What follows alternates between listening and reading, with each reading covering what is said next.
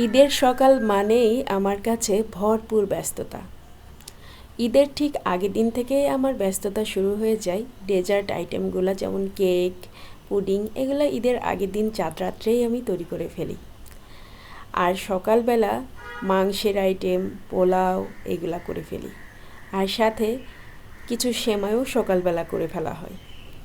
তো ঈদের সকাল মানেই আমার কাছে প্রচুর ব্যস্ততম সকাল। আর আমার জানেন তো ঈদের মধ্যে এরকম সুন্দর সুন্দর রান্না করতে খুব ভালো লাগে।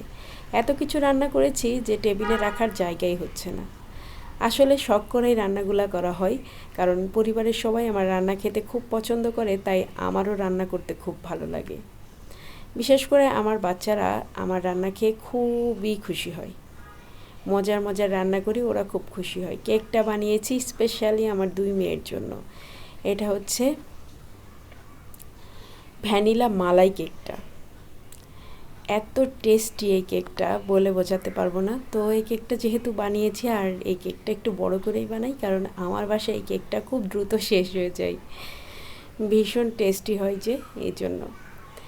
এই যে জর্দা ভাতটা আসলে রান্না করেছি আমার হাজব্যান্ডের জন্য, কারণ আমার হাজব্যান্ড জর্দা ভাত খেতে খুব পছন্দ করে। আর এটা হচ্ছে আরাবিয়ান ডেজার্ট কুনাফা। এই কুনাফাটাও খেতে ভীষণ ইয়াম্মি।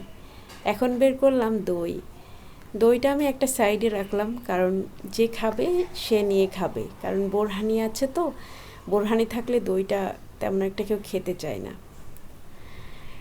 তো এই তো দেখেন কত কিছু রান্না করে ফেলেছি। আমার না অনেক ভালো লাগে এরকম সুন্দর সুন্দর রান্না বান্না করতে। কেকটা বানানোর সময় আমার খুব ভালো লাগছিল।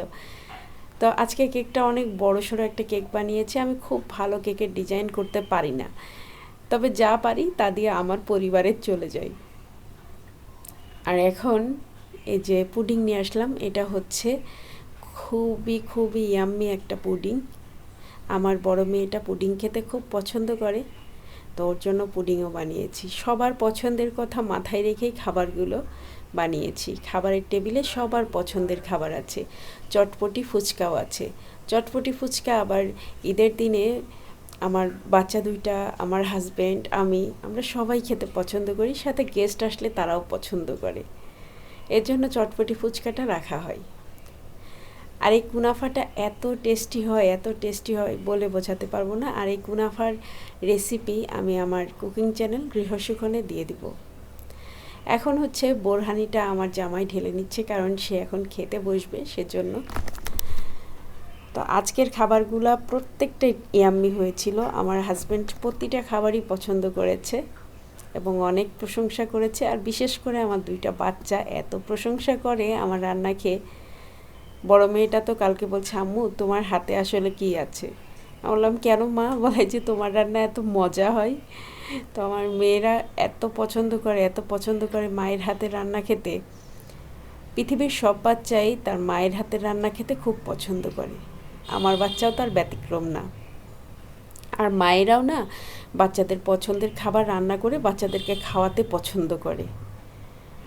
এটাই হচ্ছে মা আর সন্তানের মধ্যে সম্পর্ক, তাই না? বাচ্চা যেটা পছন্দ করে মা সেটাই রান্না করে। আবার মায়ের রান্না খেতে বাচ্চাও পছন্দ করে। তো এই তো বোরহানিটাও খুব মজা হয়েছিল। আমার আজকের ভ্লগটা কেমন লাগলো আমাকে কমেন্ট করে জানাবেন।